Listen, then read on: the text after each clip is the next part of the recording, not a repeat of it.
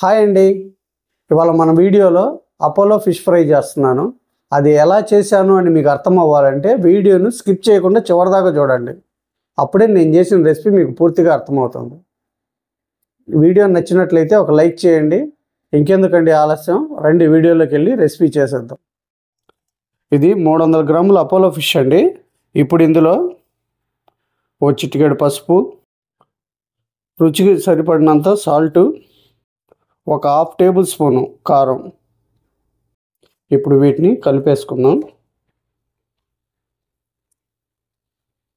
ఇలాగ ఉప్పు, కారం, పసుపు ఈ మూడింటిని ముక్కలకి ఇలా బాగా పట్టించుకున్నాక ఒక 3 టేబుల్ స్పూన్లు మైదా,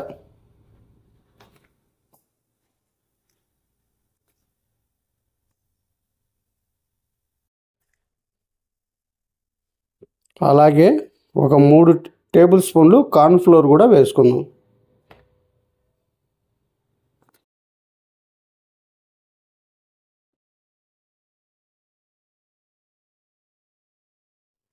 కొద్దిగా వాటర్ కూడా వేసి ఈ ముక్కలకి మనం వేసిన ఈ మైదా, కార్న్ఫ్లోర్ బాగా పట్టేలాగా కలిపేసుకుందాం.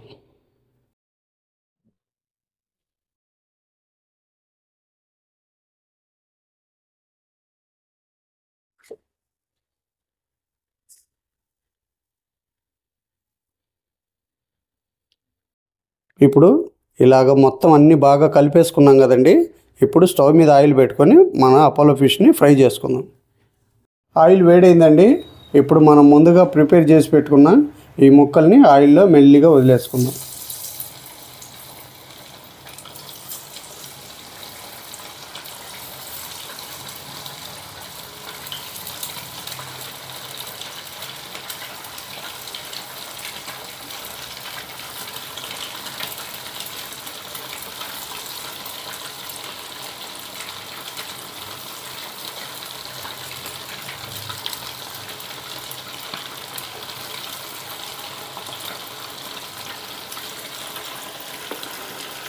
ఒక 2-3 నిమిషాలు వీటిని కదపకూడదండి. అలాగే వేగిన తర్వాత అప్పుడు మనం వాటిని కదిలించాలన్నమాట. కదిలిస్తే ఆ కోటింగ్ అనేది పోయిద్ది. ఇప్పుడు 3 నిమిషాలు అయిపోయింది కదా. ఇప్పుడు వీటిని ఇలాగా తిప్పి వేసుకుందాం. గోల్డ్ కలర్ వచ్చేంత వరకు చక్కగా ఇది వేగటానికి ఒక 10 నుంచి 15 నిమిషాలు టైం పడుతుందండి.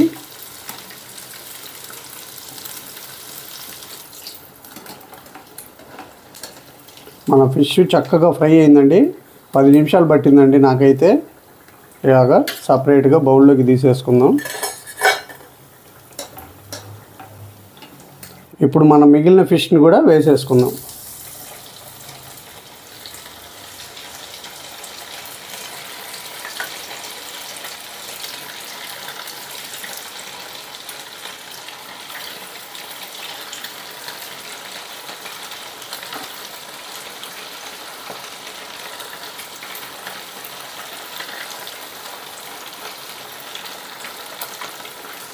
మనము ఫిష్ ఫ్రై చేసుకునేటప్పుడు వీలైనంత తక్కువ ఆయిలే తీసుకోవాలండి. ఎందుకంటే మనం ఈ ఫిష్ ఫ్రై చేసిన తర్వాత ఆయిల్ని దేనికి వాడలేమన్నమాట.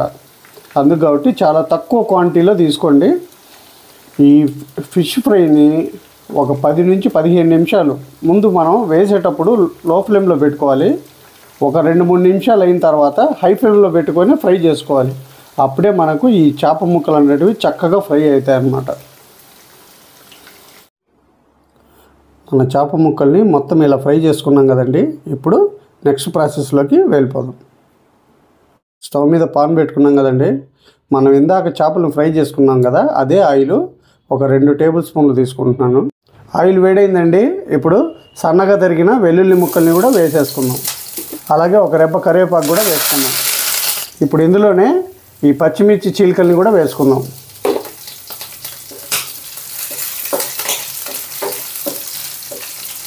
కొద్దిగా రెడ్ చిల్లీ సాసు, అలాగే కొద్దిగా సోయా సాస్ కూడా వేసుకుందాం. ఇప్పుడు ఇందులోనే మన చేపల ఫ్రై స్పైసీనెస్ కోసం కొద్దిగా కారం పొడి కూడా వేసుకుందాం.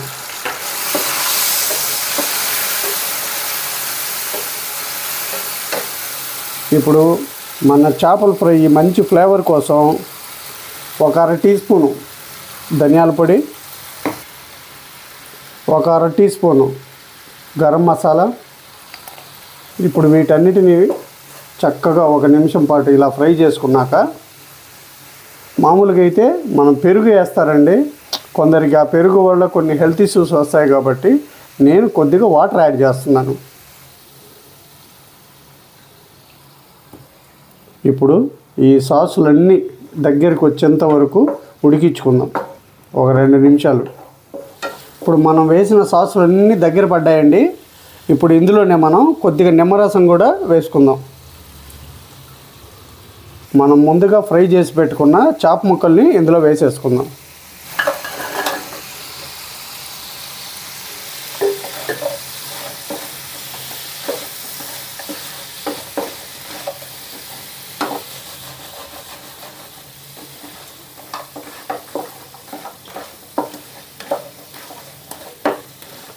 ఈ చాప్ ముక్కలు వేసిన తర్వాత మనం స్టవ్ని లో ఫ్లేమ్లోనే పెట్టుకోవాలన్నమాట. అప్పుడే మనం వేసిన ఈ సాసులన్నీ చక్కగా ముక్కలకు పట్టేసి మన చేపల ఫ్రై అన్నది అద్భుతంగా వస్తుంది.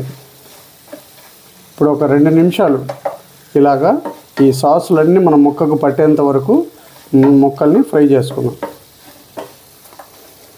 మన అపోలో ఫిష్ ఫ్రై అయితే చక్కగా రెడీ అయిపోయిందండి.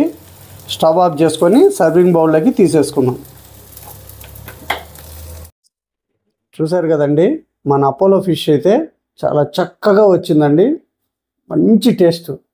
మనం వేసిన సాసులు కానీ అవన్నీ చక్కగా ముక్కకు పట్టేసి ఒక అద్భుతమైన రుచి అండి. ఇది బోన్లెస్ ఫిష్ కాబట్టి పిల్లలు కూడా చాలా ఇష్టంగా తింటారనమాట.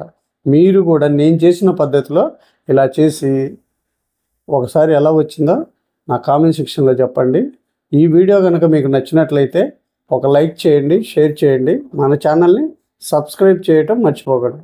రేపు ఒక మంచి వీడియోతో మళ్ళీ మీ ముందుకు వస్తాను.